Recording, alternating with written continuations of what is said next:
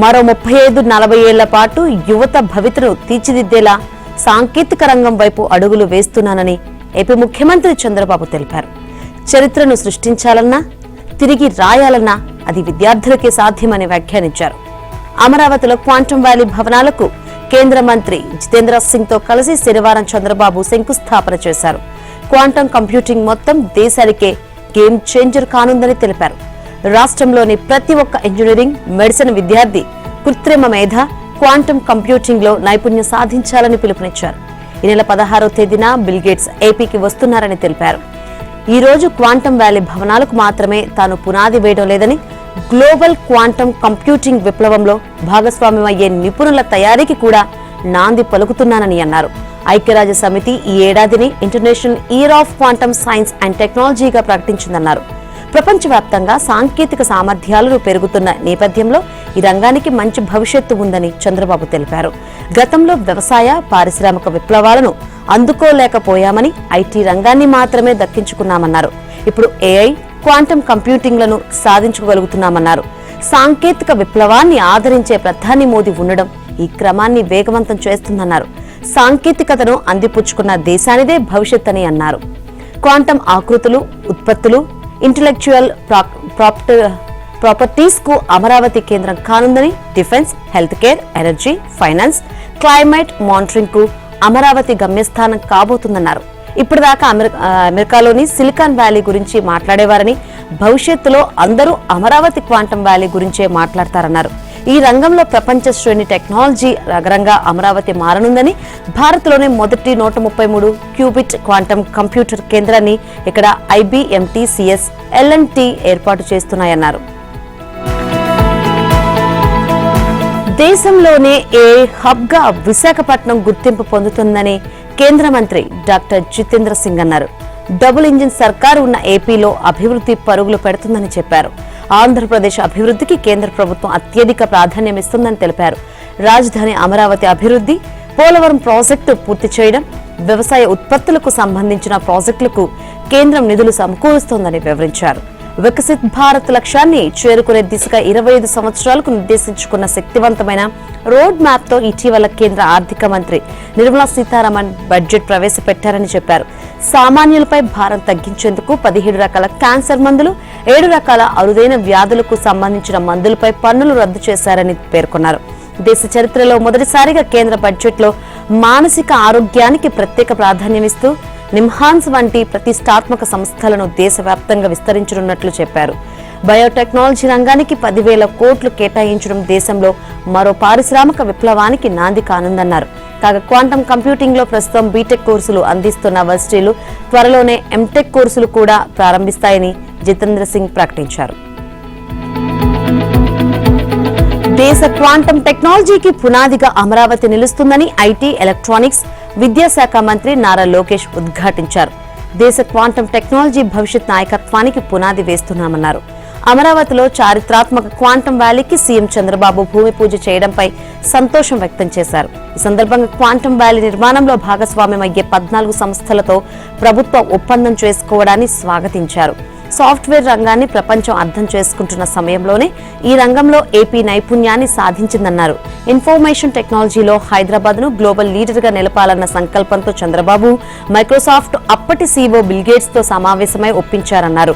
ఇప్పుడు రాష్ట్రంలో quantum computing hub ను ఏర్పాటు చేసేందుకు IBM, TCL, L&Tలను ఒప్పించారన్నారు. హైదరాబాద్ కు ఐటీ రంగాన్ని తీసుకొచ్చి లక్షలాది మంది యువతకు ఉద్యోగాలను కల్పించేలా చంద్రబాబు కృషి చేశారన్నారు.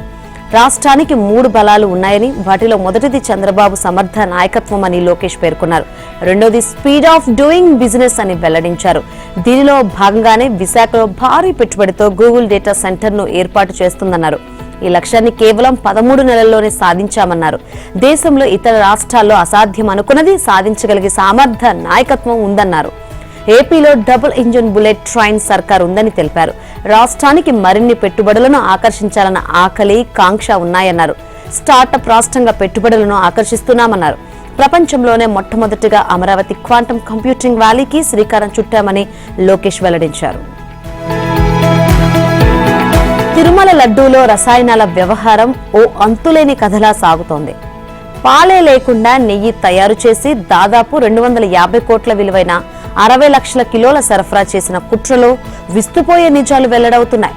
తిరుమల శ్రీవారి ప్రసాదం లడ్డూలో రసాయన మిశ్రమం కుట్రలో హవాలా రాకెట్ బట్టబయలైంది. ఈ వ్యవహారాన్ని టీటీడీకి అంటగట్టడంలో జరిగిన అక్రమాలను సిబిఐ సిట్ నిగ్గు తేల్చింది. కెమికల్ కాక్టైల్ సరఫరా చేయాలన్న ముందస్తు కుట్రను అమలు చేసి తద్వారా వచ్చిన సొమ్మును హవాలా మార్గంలో నడిపించి పంచుకున్నారు. ఢిల్లీ, విజయవాడ మీదుగా తిరుపతికి సాగిన హవాలా మార్గంలో తిరుపతిలోని మంగళం దగ్గర ఉన్న ఓ ఇంటికి 20 కోట్ల సొమ్ము చేరింది. అతి స్వల్ప మొత్తం టీటీడీ డైరీ నిపుణుడు విజయభాస్కర్ రెడ్డికి, మరికొంత కమిషన్ ఏజెంట్ శ్రీనివాసన్ కు వెళ్లింది. నికరంగా 19 కోట్ల 86 లక్షల రూపాయలు వైష్ణవి డైరీ సీఈఓ అపూర్వ చావ్డాకు చేరినట్లు నిర్ధారణ అయింది. ఆ తర్వాత అక్కడి నుంచి డబ్బు ఎక్కడికి వెళ్లిందన్నది మాత్రం పెద్ద మిస్టరీనే. అంతిమ లబ్ధిదారుడు ఎవరన్నది సిట్ కనిపెట్టలేకపోయింది. మాఫియా రాకెట్ ను తలదన్నేలా ఈ హవాలా బాగోతం సాగింది. చుక్క పాలు కూడా సేకరించిన భోలేబాబా డైరీ తిరుమలకు స్వచ్ఛమైన ఆవు పాల నెయ్యి సరఫరా చేస్తామని టెండర్ దక్కించుకోవడమే ఓ పెద్ద కుట్ర. ఈ కుట్రను అమలు చేయడంలో హవాలా రాకెట్ లో భోలేబాబా నిర్వాహకులు పోమిల్ జైన్, విపిన్ జైన్లు ఎవరెవరి భాగస్వాములు చేశారు, కల్తీకి అవసరమైన రసాయనాలు, ఇతర నూనెలను ఎక్కడెక్కడ కొన్నారు, ఎక్కడెక్కడ దొంగ బిల్లులు సృష్టించారు, నెయ్యి సరఫరా కాంట్రాక్ట్ లో డబ్బులు ఏ మార్గంలో తిరుపతిలోని అపూర్వ చావ్డాకు చేరాయి అన్నదే హవాలా రాకెట్ లోని అసలు గుట్టు. వైసీపీ హయాంలో తిరుమల శ్రీవారి పవిత్ర లడ్డూ ప్రసాదం తయారీకి రసాయనాలు వినియోగించడంపై సామాజిక మాధ్యమాల్లో విస్తృత చర్చ జరుగుతోంది. లడ్డూ నాణ్యతపై 2023 మధ్య కాలంలో తాము ఎన్నో ఫిర్యాదులు, పోస్టులు చేశామని పలువురు నెటిజన్స్ అప్పట్లో చేసిన పోస్టులను మళ్లీ వైరల్ చేస్తున్నారు. తాజాగా సిట్ నివేదికలో లడ్డూకు వాడిన నెయ్యి కల్తీ జరిగిందని స్పష్టం చేయడంతో సిట్ నివేదికలోని అంశాలను ప్రస్తావిస్తూ తమ పాత పోస్టులను నెటిజన్స్ మళ్లీ తెరపైకి తెస్తున్నారు. నాణ్యత లేని నెయ్యితో లడ్డూల తయారీపై నాడు ప్రజలు, భక్తులు ఫిర్యాదులు చేసిన పోస్టులు ఇప్పుడు పెద్ద ఎత్తున వైరల్ అవుతున్నాయి. దర్యాప్తు జరగకముందే లడ్డూలో నెయ్యి నాణ్యతపై తాము టీటీడీ పాలక మండలికి అనేక రూపాల్లో ఫిర్యాదులు చేశామని, సామాజిక మాధ్యమాల్లోనూ ఆ ఫిర్యాదులను పోస్టు చేశామని పలువురు నెటిజన్స్ గుర్తు చేస్తున్నారు. కంపు కొడుతుందని ఆనాడే ఫిర్యాదు చేశామని, ఒక్క పూట నిల్వ ఉంటేనే వాసన వస్తుందని చెప్పామని తెలిపారు. నంద్యాల జిల్లా శ్రీశైలంలో మహాశివరాత్రి బ్రహ్మోత్సవాలు ఆదివారం నుంచి ఈ నెల 18 వరకు నిర్వహించనున్నారు. భ్రమరాంబ మల్లికార్జున స్వామి అమ్మవార్లకు ప్రతినిత్యం విశేష అర్చనలు, ప్రత్యేక పూజలు, పలు వాహన సేవలతో గ్రామోత్సవాలు నిర్వహించనున్నట్లు ఈవో ఎం శ్రీనివాసరావు, ఆలయ ధర్మకర్తల మండలి అధ్యక్షుడు పోతుగుంట రమేష్ నాయుడు తెలిపారు. బ్రహ్మోత్సవాల సందర్భంగా ఆర్జిత సేవలన్నీ తాత్కాలికంగా నిలిపివేశారు. వీఐపీలకు కూడా స్పర్శ దర్శనాలు నిలిపివేశారు. అలంకార దర్శన విధానాల్లో మార్పులు చేశారు. వీఐపీ విరామ దర్శనాలు 3 స్లాట్స్, ఉచిత, శీఘ్ర, అతి శీఘ్ర దర్శనాలు నిరంతరం కొనసాగేలా ప్రత్యేక క్యూ లైన్స్ ఏర్పాటు చేశారు. బ్రహ్మోత్సవాలకు సీఎం చంద్రబాబును స్థానిక ఎమ్మెల్యే బుడ్డా రాజశేఖర రెడ్డి, ఆలయ బోర్డు చైర్మన్ రమేష్ నాయుడు, ఆలయ అధికారులు ఆహ్వానించారు. ఉండవల్లిలోని సీఎం క్యాంపు కార్యాలయంలో శనివారం సీఎంను కలిసిన వీరు స్వామివారి చిత్రపటాన్ని, ప్రసాదాలను సీఎంకు అందజేశారు. ఆలయ పండితులు వేద ఆశీర్వచనం ఇచ్చారు. బ్రహ్మోత్సవ ఏర్పాట్లను సీఎంకు వివరించారు. భక్తులకు ఎలాంటి ఇబ్బందులు కలగకుండా ఏర్పాట్లు చేయాలని సీఎం ఆదేశించారు. మంత్రి లోకేష్ ను కూడా శ్రీశైలం బ్రహ్మోత్సవాలకు ఆహ్వానించారు. పోలవరం ప్రాజెక్టు పురోగతి సంతృప్తికరమని ప్రాజెక్టు అథారిటీ ముఖ్య కార్యనిర్వహణ అధికారి యోగేష్ పైటన్కర్ తెలిపారు. పోలవరం ప్రధాన డ్యాం పనుల్లో గ్యాప్ 1, 2 పనులు, ఎత్కమ్ రాక్ఫీల్డ్ డ్యాం పనులను ఆయన పరిశీలించారు. వాటి నిర్మాణ పురోగతి వివరాలను సంబంధిత అధికారులను, మేఘా కాంట్రాక్టు ప్రతినిధులను అడిగి తెలుసుకున్నారు. అనంతరం ఆయన మాట్లాడుతూ కేంద్ర రాష్ట్ర ప్రభుత్వాలు పోలవరం ప్రాజెక్టును నిర్ణీత గడువులోకి పూర్తి చేయాలనే లక్ష్యంతో పనిచేస్తున్నాయన్నారు. దీనికి అనుగుణంగా జలవనరుల శాఖ అధికారులు నిర్దిష్ట ప్రణాళికలు రూపొందించుకుని పనులు వేగవంతం చేయాలన్నారు. కేసీఆర్ చరిత్రను రూపుమాపేందుకు ప్రయత్నిస్తున్నానంటూ తనను హరీష్ రావు, కేటీఆర్ విమర్శిస్తున్నారని, కానీ ఆయన దొంగ పాస్పోర్ట్ల చరిత్ర తాను చెరిపేస్తే చెరిగేదా అని సీఎం రేవంత్ రెడ్డి విమర్శించారు. కేసీఆర్ పై దొంగ నోట్ల కేసు నమోదైందని వారి పక్కనున్న ఆర్ఎస్ ప్రవీణ్ కుమార్ చెప్పారన్నారు. దళితుడిని ముఖ్యమంత్రిని చేస్తామని, ఆ వర్గం వారికి 3 ఎకరాల భూమి ఇస్తామని హామీ ఇచ్చి కేసీఆర్ మోసం చేశారని అన్నారు. కాంగ్రెస్ పార్టీ అధికారంలోకి రాగానే దళితులకు స్పీకర్ పదవితో పాటు 4 మంత్రి పదవులు ఇచ్చిందని గుర్తు చేశారు. ఫోన్ ట్యాపింగ్ కేసులో కేసీఆర్ కు నోటీసులు ఇస్తే తెలంగాణ జాతిపితకు నోటీసులు ఇస్తున్నారంటూ పెద్ద రాద్ధాంతం చేశారని సీఎం తప్పుబట్టారు. చిల్లర పనులు చేస్తే నోటీసులు ఇవ్వక ఏం చేస్తారని ప్రశ్నించారు. తమ ప్రభుత్వంపై బీఆర్ఎస్ బీజేపీ కుట్ర పన్ని చీకటి ఒప్పందాలు చేసుకుంటున్నాయని సీఎం రేవంత్ ఆరోపించారు. బీజేపీ కార్యకర్తలు తమ బీఫారాలను బీఆర్ఎస్ ఆఫీసులో తెచ్చుకుంటున్నారని అన్నారు. 10 ఏళ్ల పాటు రాష్ట్రంలో అధికారంలో ఉన్న బీఆర్ఎస్ 12 ఏళ్లుగా కేంద్రంలో ఉన్న బీజేపీ ప్రభుత్వం ఏనాడు స్థానిక సమస్యలను పట్టించుకోలేదని విమర్శించారు. ఇవాళ సీఎం రేవంత్ రెడ్డి జయశంకర్ భూపాలపల్లిలో పర్యటించనున్నారు. మున్సిపల్ ఎన్నికల ప్రచారంలో భాగంగా చేపట్టిన పర్యటనలో ఇదే ఆఖరిది. బీఆర్ఎస్ హయాంలో జరిగిన అవినీతిపై మాజీ సీఎం కేసీఆర్ పై చర్యలు తీసుకునే దమ్ముందా అని కేంద్ర బొగ్గు గనుల శాఖ మంత్రి కిషన్ రెడ్డి కాంగ్రెస్ అగ్రనేత రాహుల్ గాంధీకి సవాల్ చేశారు. సోనియా, కేసీఆర్ కుటుంబాలు కుమ్మక్కు రాజకీయాలు చేస్తున్నాయని ఆరోపించారు. కేసీఆర్ పై ఎలాంటి చర్యలు తీసుకోకుండా ఏ శక్తి అడ్డుపడుతుందో చెప్పాలని సీఎం రేవంత్ ను డిమాండ్ చేశారు. చర్లపల్లి జైలులో కేసీఆర్ కు చెప్పకూడు తినిపిస్తానని ఎన్నికల ముందు ప్రకటించిన రేవంత్ ఇప్పుడు ఆయనపై ఈగ వాలకుండా చూసుకుంటున్నారని అన్నారు. కేసీఆర్ పై చర్యలు తీసుకోలేకపోతే రాజీనామా చేయాలని రేవంత్ ను డిమాండ్ చేశారు. కాళేశ్వరం ప్రాజెక్టు అవినీతిపై దర్యాప్తు అంశాన్ని రేవంత్ విజ్ఞతకే వదిలేస్తున్నానంటూ తెలిపారు. కేసీఆర్ పై చర్యలు తీసుకోవడం చేతకాక సీఎం తనపై వ్యక్తిగత విమర్శలు చేస్తున్నారని, బాధితారాహిత్యంగా వ్యవహరిస్తున్నారని మండిపడ్డారు. కరీంనగర్ మేయర్ పీఠాన్ని ఎంఐఎంకు అప్పగించేందుకు కాంగ్రెస్ లో లోపాయికారి ఒప్పందం చేసుకుందని కేంద్ర హోంశాఖ సహాయ మంత్రి బండి సంజయ్ విమర్శించారు. అందుకే ఆ పార్టీ అధినేత అసదుద్దీన్ ఓవైసీ జగిత్యాల, కరీంనగర్ వచ్చి ఎంఐఎం సత్తా చూపుతామంటూ బీరాలు పలుకుతున్నారని అన్నారు. బీఆర్ఎస్ ను భూస్థాపితం చేస్తామని, ఈసారి పచ్చ జెండాను పాకిస్తాన్ కు పంపుతామన్నారు. కరీంనగర్ లో మతం పేరుతో మారణ హోమం సృష్టించేందుకు ఎంఐఎం కుట్ర చేస్తోందన్నారు. ముస్లింలను రెచ్చగొట్టి లబ్ధి పొందుతున్న ఓవైసీ కుటుంబం పెద్ద ఎత్తున ఆస్తులు కూడగట్టి పేద ముస్లింలను వికారులను చేసిందని విమర్శించారు. ట్రిపుల్ తలాక్ ను రద్దు చేసి ముస్లిం మహిళలకు భరోసా కల్పించామని బండి సంజయ్ అన్నారు. ట్రిపుల్ తలాక్ రద్దుకు ఎంఐఎం అనుకూలమా వ్యతిరేకమా చెప్పే దమ్ముందా అని అసద్ కు సవాల్ విసిరారు. ఈ విషయంలో కాంగ్రెస్, బీఆర్ఎస్ పార్టీలు సైతం తమ వైఖరిని స్పష్టం చేయాలన్నారు. కరీంనగర్ లో ఆదర్శ్ నగర్ నుంచి కోర్టు చౌరస్తా వరకు స్మార్ట్ సిటీ నిధులతోనే అభివృద్ధి చేశామని తెలిపారు. కాంగ్రెస్, బీజేపీలు దోస్తులేనని, ఒకటి ప్రజలకు చేయిచ్చే పార్టీ అయితే మరొకటి ప్రజల చెవిలో పువ్వు పెట్టే పార్టీ అని బీఆర్ఎస్ కార్యనిర్వాహక అధ్యక్షుడు కేటీఆర్ ఎద్దేవా చేశారు. ఆ పార్టీలను నమ్మి మోసపోవద్దని ప్రజలకు సూచించారు. ఒకవైపు కాంగ్రెస్ నేత రాహుల్ గాంధీ మోదీపై నిప్పులు చెరుగుతుంటే మరోవైపు రేవంత్ రెడ్డి మాత్రం మోదీని బడేభాయ్ అని సంబోధిస్తున్నారని ఎద్దేవా చేశారు. కులం, మతం బువ్వ పెట్టదని, మనిషి సేవాగుణం చూసి ఓటెయ్యాలన్నారు. ఏ పార్టీ గెలిస్తే పట్టణం బాగుపడుతుందో, కడుపు నింపే పనులు చేస్తుందో ఆలోచించాలన్నారు. బీఆర్ఎస్ అభ్యర్థులను గెలిపిస్తే పార్టీ బలం మరింత పెరుగుతుందని, ఇచ్చిన హామీలు ఏమయ్యాయని రేవంత్ రెడ్డిని నిలదీయవచ్చని తెలిపారు. కేంద్ర మంత్రి బండి సంజయ్ పేరు తొండి సంజయ్ అని ఎద్దేవా చేశారు. డిస్కంల అసమర్థత నియంత్రించడానికి వీలున్న తగిన చర్యలు తీసుకోకపోవడమే ట్రూ అప్ పిటిషన్లకు కారణమని బీఆర్ఎస్ నేత మాజీ మంత్రి హరీష్ రావు అన్నారు. నియంత్రించడానికి వీల్లేని కారణాలకే ట్రూ అప్ పిటిషన్లను అనుమతించాల్సి ఉంటుందని గుర్తు చేశారు.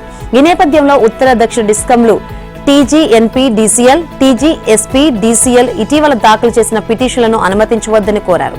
2022-23, 2023-24 సంవత్సరాల్లో అనుమతించిన దానికన్నా తక్కువ ఆదాయం వచ్చిందని, ఆ 2 ఏళ్లకు గాను వినియోగదారుల నుంచి 9,331.09 కోట్లు వసూలు చేసుకోవడానికి అనుమతించాలంటూ 2 డిస్కంలు ట్రూ అప్ పిటిషన్లు సమర్పించాయి. దీంతో పాటు 2024-25లో ఎక్కువ ఆదాయం వచ్చినందున 7,098.87 కోట్లను వినియోగదారులకు వెనక్కి ఇవ్వడానికి ట్రూ డౌన్ పిటిషన్లు వేశాయి. ఈ పిటిషన్లపై అభ్యంతరాలు, సూచనలు, సలహాలు కోరాయి. అయితే డిస్కంల ట్రూ అప్ పిటిషన్లలో వాస్తవికత లేదని, వీటిని తోసిపుచ్చాలని హరీష్ రావు కోరారు. తక్కువ ధరకు లభించే జల విద్యుత్తును సరిగ్గా వినియోగించుకోలేదని, కేంద్ర విద్యుత్ ఉత్పత్తి సంస్థలు కూడా తక్కువ ధరకే కరెంటు ఇస్తున్నప్పటికీ బహిరంగ మార్కెట్లో అధిక ధరకు కరెంటు కొనుగోలు చేశారని గుర్తు చేశారు. తెలంగాణలో జరిగే అనేక సంచలన కేసులకు సంబంధించి సాంకేతిక, శాస్త్రీయ ఆధారాలను నిగ్గు తేల్చే తెలంగాణ రాష్ట్ర ఫోరెన్సిక్ సైన్స్ ల్యాబొరేటరీ భవనంలో అగ్ని ప్రమాదం సంభవించింది. నిన్న ఉదయం ఎఫ్ఎస్ఎల్లోని మొదటి అంతస్తు అగ్ని కీలల్లో చిక్కుకుంది. ఫోన్ ట్యాపింగ్ కేసు, గత ప్రభుత్వ హయాంలో నమోదైన ఎమ్మెల్యేల కొనుగోల కేసు, గ్యాంగ్స్టర్ 9 తదితర సంచలన కీలక కేసులకు సంబంధించిన పత్రాలు అగ్ని ప్రమాదం సంభవించిన భవనంలోనే ఉన్నాయి. ప్రమాదాన్ని గుర్తించిన ఆఫీస్ బాయ్ కృష్ణ అప్రమత్తం చేయడంతో సిబ్బంది సురక్షితంగా భవనం నుంచి బయటపడ్డారు. ఎవరికీ ఎలాంటి హాని జరగలేదు. నాంపల్లి పోలీసులు, అగ్నిమాపక సిబ్బంది ఘటనా స్థలికి చేరుకుని మంటలను ఆర్పేందుకు ప్రయత్నించారు. 5 ఫైర్ ఇంజిన్లతో మంటలను అదుపులోకి తెచ్చినట్లు సెంట్రల్ జోన్ డీసీపీ శిల్పవల్లి వెల్లడించారు. తొలుత మంటలను ఆర్పేందుకు ఆఫీస్ బాయ్ కృష్ణ ప్రయత్నించాడు. అతడికి గాయాలు కావడంతో ఆసుపత్రికి తరలించారు. ప్రమాదంలో 40కి పైగా కంప్యూటర్స్, క్లూస్ టీమ్స్ సేకరించిన సాంకేతిక ఆధారాలు అగ్నికి ఆహుతైనట్లు తెలిసింది. అగ్ని ప్రమాదంలో హార్డ్ డిస్క్లు, కొన్ని పత్రాలు కాలిపోయినట్లు తెలుస్తోంది. ఎన్ని పూర్తిగా, ఎన్ని పాక్షికంగా కాలిపోయాయి అనేది తేలాల్సి ఉంది. స్వర నమూనాల విశ్లేషణలకు సిడార్ సహా పలు విదేశాల నుంచి తెప్పించుకున్న కీలక పరికరాలకు ఎంత మేర నష్టం జరిగింది, వాటికి బీమా చేయించారా అన్న విషయంలో స్పష్టం లేదు. చిరుద్యోగులకు న్యాయం, అక్రమార్కులకు న్యాయం. హెచ్ఎండిఏ అధికారుల ద్వంద్వ నీతికి ప్రత్యక్ష ఉదాహరణ ఇది. అమీన్పూర్ ప్రాంతంలో 17 లేఅవుట్లలో 2442 వరకు ప్లాట్లను కొనుగోలు చేసిన వారిని కదిలిస్తే కన్నీళ్లే వస్తున్నాయి. వారిలో అత్యధికులు పేద, మధ్యతరగతి కుటుంబీకులే. పైసా కూడబెట్టి కొన్నవాళ్లు కొందరైతే ప్రతి నెల ఈఎంఐ మాదిరిగా చెల్లింపులు చేసిన కొన్నవారు మరికొందరు. రిటైర్మెంట్ డబ్బులతో ఇంకొందరు కొంటే ఊళ్ళో స్థలాన్ని అమ్మి కొన్నవాళ్లు మరికొందరు. స్టాఫ్ నర్సుగా చేసి రిటైర్ అయిన రాజేశ్వరి కూడా హెచ్ఎంటీ కాలనీని ఆనుకుని ఉన్న ప్లాట్ను 25 ఏళ్ల కిందట కొన్నారు. ఆమె సోదరి రిటైర్డ్ టీచర్ ఉమా కూడా ఆ పక్కనే మరో ప్లాట్ కొన్నారు. సొంతిల్లు కట్టుకోవడానికి 10 ఏళ్లుగా శ్రమిస్తున్నారు. ఎల్ఆర్ఎస్ చెల్లించారు. పంచాయతీ, మున్సిపల్ ఆఫీసుల చుట్టూ తిరిగారు. తిరిగి ఆమె గుండెకు 8 స్టంట్స్ పడ్డాయి. గత ఏప్రిల్లో క్యాన్సర్ నిర్ధారణ అయింది. సొంతిల్లేమో గానీ కనీసం ఆస్తిగా ఉన్న ప్లాట్ను అమ్ముకొని ఆరోగ్యాన్ని మెరుగుపరుచుకోవాలనుకుంటే కొనే దిక్కులేదు. ప్లాట్లు కొన్న 25 నుంచి 30 ఏళ్ల తర్వాత వాటిని అమీన్పూర్ చెరువు FTL గా నిర్ధారించడంతో వందలాది కుటుంబాలు బాధితులుగా మారాయి. ఉమ్మడి రాష్ట్రంలోనే అమీన్పూర్ పరిసర ప్రాంతాల్లో అప్పటి ఎమ్మెల్యేలు, మాజీ మంత్రులు, పలుకుబడి కలిగిన నేతలు పెద్ద ఎత్తున లేఅవుట్లు వేశారు. అమీన్పూర్లోని ప్రస్తుత పరిస్థితి కారణం ఎవరు అంటే ప్రతి ఒక్కరూ చెప్పే సమాధానం రెవెన్యూ, ఇరిగేషన్, హెచ్ఎండిఏ అధికారులే. చెరువు తూములు మింగేసినా, కాల్వలను కబ్జా చేసినా అనుమతులిచ్చేశారు. చెరువు తూములను ఎక్కడికక్కడే మూసేసినా, వరద కాల్వలను మట్టితో పూడ్చేసినా, ఆకాశాన్ని తాకే నిర్మాణాలకు అడ్డుగోలుగా అధికారులు అనుమతులిచ్చేశారు. కీలకమైన వాణిజ్య ఒప్పందం కుదిరిన వేళ భారత్ కు అమెరికా మరో మంచు కబురు అందించింది. ఈ ఒప్పందం సందర్భంగా విడుదల చేసిన మ్యాప్ లో పాక్ ఆక్రమిత కశ్మీర్ ను భారత్ లో అంతర్భాగంగా చూపించింది. కశ్మీర్ విషయంలో భారత్ ను అంతర్జాతీయ వేదికలపై ఇరుకును పెట్టేందుకు ప్రయత్నిస్తున్న దాయాదికి అగ్రరాజ్యం చర్య శరాఘతమేనని చెప్పాలి. తాత్కాలిక వాణిజ్య ఒప్పందానికి సంబంధించిన ఫ్రేమ్ వర్క్ ను భారత్, అమెరికా నిన్న ఖరారు చేశాయి. ఈ సందర్భంగా అమెరికా వాణిజ్య ప్రతినిధుల కార్యాలయం విడుదల చేసిన భారతదేశ మ్యాప్ ఇప్పుడు సోషల్ మీడియాలో వైరల్ అవుతోంది. తన భూభాగంగా చైనా వాదిస్తున్న ఆక్సై చిన్ కూడా భారత్ లో భాగంగా ఈ మ్యాప్ లో చూపించడం విశేషం. నిజానికి పాక్ ఆక్రమిత కశ్మీర్, అక్సై చిన్ ప్రాంతాలు మన దేశ పట్టంలో ఉన్నవే. అయితే వీటి విషయంలో నిన్నటిదాకా అమెరికా వైఖరి వేరేగా ఉండేది. అమెరికా విడుదల చేసిన పాక్ మ్యాప్ లో పాక్ ఆక్రమిత కశ్మీర్ ను వేరుగా చూపించారు. ఆ పాత వైఖరి మారిందని తాజా మ్యాప్ ను చూస్తే స్పష్టమవుతుంది. దీనిపై నెటిజన్స్, మాజీ సైనిక అధికారులు హర్షం వ్యక్తం చేస్తున్నారు. భారత్, అమెరికా మధ్య కుదిరిన మధ్యంతర వాణిజ్య ఒప్పందం మన దేశానికి తీవ్ర నష్టం కలిగిస్తోందని కాంగ్రెస్ పార్టీ ఆందోళన వ్యక్తం చేస్తోంది. ఇది ఒప్పందం కాదని అమెరికాకు లొంగుబాటు అని ఆరోపించింది. గత 75 ఏళ్లుగా భద్రంగా ఉన్న భారతీయ రైతులు, చిన్న వ్యాపారుల ప్రయోజనాలు ఈ ఒప్పందంతో తీవ్ర ప్రమాదంలో పడ్డాయని Congress party media incharge Pawan Khera అన్నారు. ఇతర దేశాలకు లొంగిపోయే తన బలహీనతను ప్రధాని మోదీ మరోసారి బయటపెట్టుకున్నారని విమర్శించారు. ఆయన పేరు నరేందర్, ఆయన పని సరెండర్ అని ఎద్దేవా చేశారు. ఈ ఒప్పందంలో అమెరికా వస్తువులకు భారత డంపింగ్ గ్రౌండ్ గా మారుతుందన్నారు. ఒప్పందం అంటే 2 పక్షాలు కూర్చొని చర్చల ద్వారా సమాన ప్రయోజనాలు కలిగేలా చేసుకునేదని, కానీ తలకు తుపాకీ గురిపెట్టి బలవంతంగా చేయించేది ఒప్పందం కాదన్నారు. ఇది బ్లాక్ మెయిల్, పూర్తిగా లొంగుబాటు అని భారతీయ రైతులు, ఎంఎస్ఎంఈలు, మధ్యతరగతి వర్గాల ప్రయోజనాలను ప్రభుత్వం తాకట్టు పెట్టిందని మండిపడ్డారు. ఈ డీల్ వల్ల అమెరికా నుంచి భారత్ ఏటా $100 బిలియన్ విలువైన వస్తువులు కొనుగోలు చేయాల్సి ఉంటుందని, అంత డబ్బు ఎక్కడి నుంచి తెస్తారు, దాంతో ఏం వస్తువులు కొంటారు అని ప్రశ్నించారు. అతి త్వరలో మలేషియా భారత కాన్సులేట్ కార్యాలయాన్ని ప్రారంభిస్తామని, డిజిటల్ పేమెంట్ సదుపాయమైన యూపీఐ సేవలను త్వరలో ప్రవేశపెడతామని ప్రధాని మోదీ చెప్పారు. మలేషియాలో 2 రోజుల పర్యటనలో భాగంగా ఆయన కౌలాలంపూర్లో ప్రవాస భారతీయులు పాల్గొన్న సభలో ప్రసంగించారు. భారత సంతతి వాళ్లు ఎక్కువగా ఉండే రెండో అతిపెద్ద దేశం మలేషియాని, రెండు దేశాలను అనేక సాంస్కృతిక అంశాలు జోడిస్తున్నాయన్నారు. మలేషియాలో పెద్ద సంఖ్యలో స్థిరపడిన భారతీయులు సాంస్కృతిక వారధులుగా నిలుస్తున్నారంటూ తమిళులు, తమిళ భాష గురించి మోదీ ప్రత్యేకంగా ప్రస్తావించారు. తమిళ సంస్కృతి శాశ్వతమైనది, తమిళ భాష ప్రపంచ భాష అని చెప్పారు. ఇదిలా ఉండగా మనీ లాండరింగ్, విద్వేష ప్రసంగాల ఆరోపణల కేసులో భారత్ నుంచి పరారై మలేషియాలో తలదాచుకుంటున్న వివాదాస్పద మత బోధకుడు జకీర్ నాయక్ ను అప్పగించాలంటూ భారత్ మలేషియాపై ఒత్తిడి తెచ్చే అవకాశాలున్నాయని విదేశాంగ శాఖ వర్గాలు తెలిపాయి. జకీర్ నాయక్ 2016 నుంచి తలదాచుకుంటున్నాడు. భారత పౌరసత్వం పొందకుండానే ఫోర్జరీ ద్వారా ఓటు హక్కు సంపాదించినట్లు తనపై రాజకీయ ఉద్దేశాలతో కేసు పెట్టారని కాంగ్రెస్ నాయకురాలు సోనియా గాంధీ నిన్న కోర్టు దృష్టికి తెచ్చారు. సంబంధం లేని కారణాలతో కేసు పెట్టినందున దాన్ని కొట్టివేయాలని కోరారు. సోనియా గాంధీకి 1983లో భారత పౌరసత్వం రాగా అంతకుముందు 1980లోనే ఓటు హక్కు పొందారని, దీనిపై దర్యాప్తు చేయించాలని కోరుతూ న్యాయవాది వికాస్ త్రిపాఠి ప్రత్యేక కోర్టులో పిటిషన్ దాఖలు చేశారు. ఈ నేపథ్యంలోనే సోనియా గాంధీ కోర్టుకు సమాధానమిచ్చారు. ముంబై మేయర్ అభ్యర్థిగా మహారాష్ట్రలోని అధికార మహాయుతి కూటమి రీతూ అవాడేను ఎంపిక చేసింది. బీజేపీ నుంచి కార్పొరేటర్గా గెలిచిన తమ పేరును కేంద్ర హోంమంత్రి అమిత్ షా ప్రకటించారు. బీజేపీ నుంచి మేయర్ అభ్యర్థిగా రీతూ తన నామినేషన్ అధికారులకు సమర్పించారు. ఫిబ్రవరి 11న ముంబై మేయర్, డిప్యూటీ మేయర్ ఎన్నికలు జరగనున్నాయి.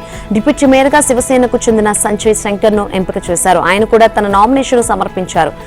బృహన్ ముంబై కార్పొరేషన్ లో మొత్తం 227 కార్పొరేట్ స్థానాలు ఉన్నాయి. జనవరిలో ఈ కార్పొరేషన్ కు జరిగిన ఎన్నికల్లో బీజేపీకి 89 స్థానాలు, శివసేనకు 29 స్థానాలు, మొత్తం 118 సీట్లు వచ్చాయి. దీంతో ఈ కూటమి అభ్యర్థి మేయర్, డిప్యూటీ మేయర్ అవుతారు. తద్వారా ముంబైకి మొట్టమొదటిసారి బీజేపీ నుంచి మేయర్ రానున్నారు. 1997 నుంచి ముంబైలో శివసేన పార్టీకి చెందిన వారే మేయర్ గా ఉంటున్నారు. ఆ పార్టీ నుంచి మేయర్ అభ్యర్థి లేకపోవడం గడిచిన 5 ఇదే మొదటిసారి కావడం విశేషం. రీతూ 3 సార్లు కార్పొరేటర్ గా గెలిచారు. 2012లో బీజేపీలో చేరారు. రాష్ట్రీయ స్వయం సేవక్ సంఘ్ శతాబ్ది ఉత్సవాల్లో భాగంగా ముంబై వర్లీలో జరిగిన కార్యక్రమానికి బాలీవుడ్ నటుడు సల్మాన్ ఖాన్ హాజరయ్యారు. ఆర్ఎస్ఎస్ చీఫ్ మోహన్ భగవత్ ప్రసంగాన్ని ఆసక్తిగా విన్నారు. సల్మాన్ తో పాటు దర్శకుడు సుభాష్ ఘోష్, పాటల రచయిత ప్రసూన్ జోషి తదితర సినీ ప్రముఖులు సభకు హాజరయ్యారు. ఈ సందర్భంగా సల్మాన్ తో ఫోటోలు దిగేందుకు పలువురు ఉత్సాహం చూపారు. మరోవైపు సంఘ్ ఎవరికి వ్యతిరేక కాదని ఆ సంస్థ సంఘ్ చాలక్ మోహన్ భాగవత్ చెప్పారు. సంఘ్ ఎప్పుడు అధికారం కోరుకోదని, అలాగే ఒత్తిడి చేసే బృందం కూడా కాదని, కేవలం సమాజ ఐక్యత కోసం పనిచేస్తుందని స్పష్టం చేశారు. సమాజంలో ఐక్యత లోపించడాన్ని గమనించే డాక్టర్ కేశవ్ బలిరామ్ హెడ్గవార్ 1925లో ఆర్ఎస్ఎస్ ప్రారంభించారని భగవత్ గుర్తు చేశారు. సమాజ ఐక్యత లక్ష్యం తప్ప మరో ఎజెండా లేదన్నారు. బీజేపీ స్వతంత్ర రాజకీయ పార్టీ అని, తను అనుబంధ సంస్థ కాదన్నారు. ఆర్ఎస్ఎస్ వల్ల మోదీ ప్రధాని అయ్యారని చాలా మంది అనుకుంటారని, కానీ అది వాస్తవం కాదన్నారు. కెప్టెన్ గా తొలి టీ20 వరల్డ్ కప్ లో సూర్యకుమార్ యాదవ్ 49 బంతుల్లో 10 ఫోర్లు, 4 సిక్సర్లతో 84 పరుగులతో చెలరేగాడు. అమెరికా బౌలర్ల విశేష రాణింపుతో భారత బ్యాటర్లు తడబడిన వేళ కెప్టెన్సీ ఇన్నింగ్స్ తో జట్టుకు అండగా నిలిచాడు. అటు పేసర్ సిరాజ్ 3 వికెట్లు ఆకట్టుకోగా గ్రూప్ ఏలోని నిన్న జరిగిన ఈ మ్యాచ్ లో డిఫెండింగ్ ఛాంపియన్ టీమిండియా 29 పరుగులతో పోనీ కొట్టింది. ముందుగా భారత్ 20 ఓవర్లలో 9 వికెట్లకు 161 పరుగులు చేసింది. సిరాజ్ 3, హర్షదీప్ కు 2 వికెట్లు లభించాయి. ప్లేయర్ ఆఫ్ ది మ్యాచ్ గా సూర్యకుమార్ నిలిచాడు.